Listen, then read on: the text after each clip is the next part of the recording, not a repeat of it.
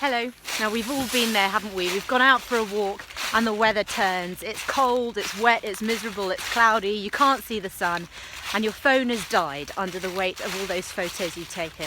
So you don't know what the time is and you don't know where you are. What do? You're lost. Well, how about using the trees to help you navigate your way home?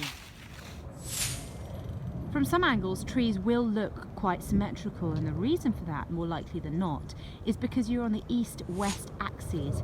If you turn and look at some of the other trees in the park, you'll see this one here, because we've changed the angle of the camera, you can see it's growing a lot more on the right of frame. Now most plants are heliotropic, and all that means is that they like to grow towards the sun. So as well as looking at the area of the trees that has the most amount of growth, the most amount of bulk, how about you look at the limbs as well? Those that are pointing more horizontally are likely to be growing straight towards the sun, and those that are growing up, well, they are looking to try and reach the sun, so they're far more likely to be on the north side of the plant. And there you can see the sun, due south. Can you see it there? The long horizontal limbs are stretching out towards the sun, and those on the other side growing upwards towards the north. Autumn is my favourite time of year, and another way you can work out your bearings is by looking for the firest side of trees, because the leaves really colour up because of the trapped sugar within those leaves.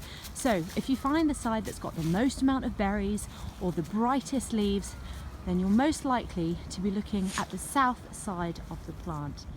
Turn around 180 degrees and there's the sun. These are two photographs taken both north and south of the same holly bush. Can you see how many more berries there are on the southern side?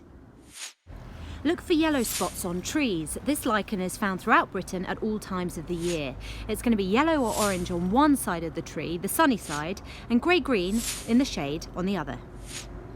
Avenues of trees can be really useful too, and the reason for that is because the prevailing wind in the UK comes from the southwest, and if I turn in this direction you will see that there's a lot more leaf fall here under the trees, which is on the northeast side of the trees, where the wind has blown them from southwest to northeast. See what I mean? Definitely more leaves on one side than the other. Knowing just a few basic things about trees can get you out of a hole.